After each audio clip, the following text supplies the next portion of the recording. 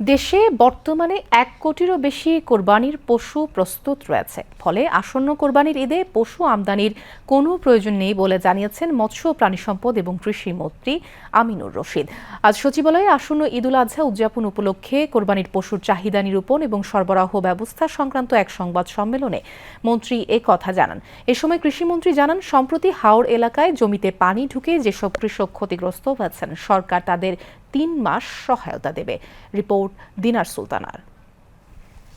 প্রাণী সম্পদ অধিদপ্তরের সর্বশেষ তথ্য অনুযায়ী চলতি বছরে দেশে কোরবানিযোগ্য গবাদি পশুর মোট প্রাপ্যতা দাঁড়াতে পারে প্রায় ১,২৩,৩৪,০০০। আর পশুর সম্ভাব্য চাহিদা নির্ধারণ করা হয়েছে প্রায় ১,১,০৬,৩৩৪টি। সেই হিসেবে চলতি বছরে দেশে প্রায় ২২,২৭,০০০-এর বেশি পশু উদ্বৃত্ত থাকার সম্ভাবনা রয়েছে।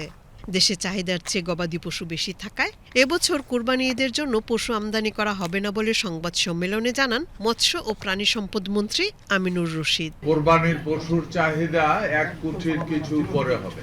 পশুর চাহিদা যা আছে ওই পরিমাণ আমাদের খামারিদের আমাদের দেশেই এই মুহূর্তে উৎপাদন আছে।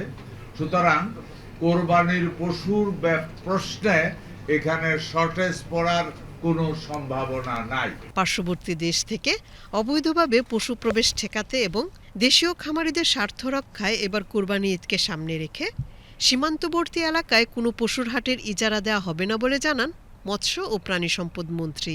আমরা এমন পন্থা অবলম্বন করব যাতে করে অন্য দেশ থেকে গরু এসে আমাদের কৃষকের ক্ষতিগ্রস্ত না করতে পারে।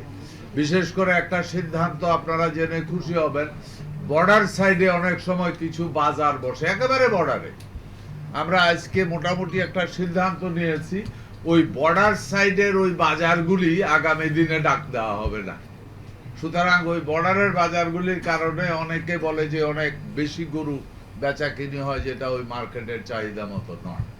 কোরবানির পশুর বাজার ব্যবস্থাপনা সম্পর্কে তিনি বলেন, ঢাকায় ২৭টি সহ সারা দেশে ৩,৬০০টিরও বেশি হাট বসবে। অনলাইনে পশু বিক্রির ক্ষেত্রে কোনো খাজনা বা হাসিল নেওয়া হবে না।